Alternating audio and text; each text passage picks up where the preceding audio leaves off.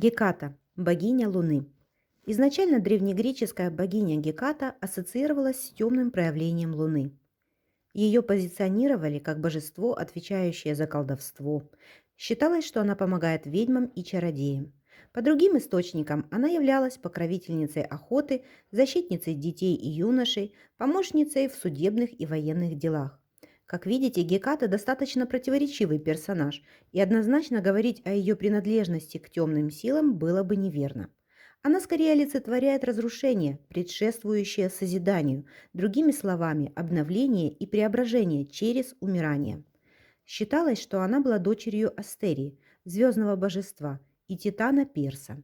При этом сам Зевс даровал ей возможность властвовать на земле и на море, а от своего деда Урана она унаследовала великую силу. Культ Гекаты, по мнению ученых, является одним из самых древних, но патриархальный порядок, который распространился на территории древней Эллады, вытеснил богиню, сделав ее прообразом демонических сил. Тем не менее, среди простого люда она по-прежнему была очень почитаема и любима. Они верили, что она дарует помощь и поддержку в каждодневном труде, а также в ее власти исполнить их самые заветные желания. Гекату нередко отождествляют с другими известными божествами – Персефоной, Селеной, Артемидой.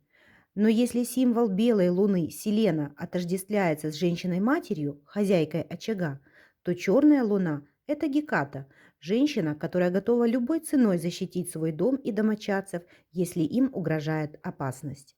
В индийской мифологии она соответствует Кали, богине времени, дарующей освобождение через трансформацию. Образ трехликой Гекаты вызывает трепет. Змеи вплетены в ее волосы, в руках она держит пылающие факелы, а сопровождают ее зловещего вида псы с красными глазами. Это богиня всех перекрестках, смотрящая одновременно во всех направлениях.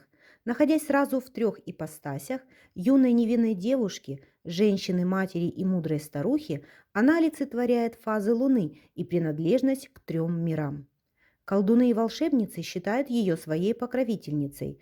Они учатся ведовству у трехликой богини, называя себя последователями и слугами Гекаты. Считается, что к ней обращаются за помощью ведьмы, вершащей свои темные ритуалы на перекрестках дорог. Греки верили, что Геката могла свободно перемещаться между верхним миром и подземным, а по ночам она способна бродить среди людей по только ей известным дорогам или вокруг могил в сопровождении своих верных псов. Некоторые исследователи отождествляли ее с темным отражением Артемиды, но охота Гекаты осуществлялась по ночам среди мертвецов и призраков, и вечными ее спутницами являются Эмпуса и Ламия, мрачные существа из преисподней, и горе тем несчастным, которые под покровом ночи повстречаются им на пути. Способность переходить от одного мира в другой позволяет считать ее покровительницей рожениц, поскольку родовой процесс – это тоже своеобразный переход в реальный мир.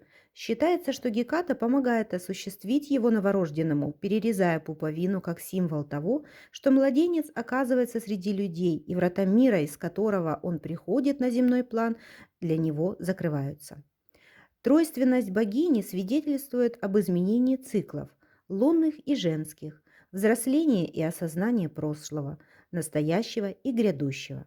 Лунными днями, когда властвует Геката, считаются 9, 15, 23 и 29. Любопытные факты.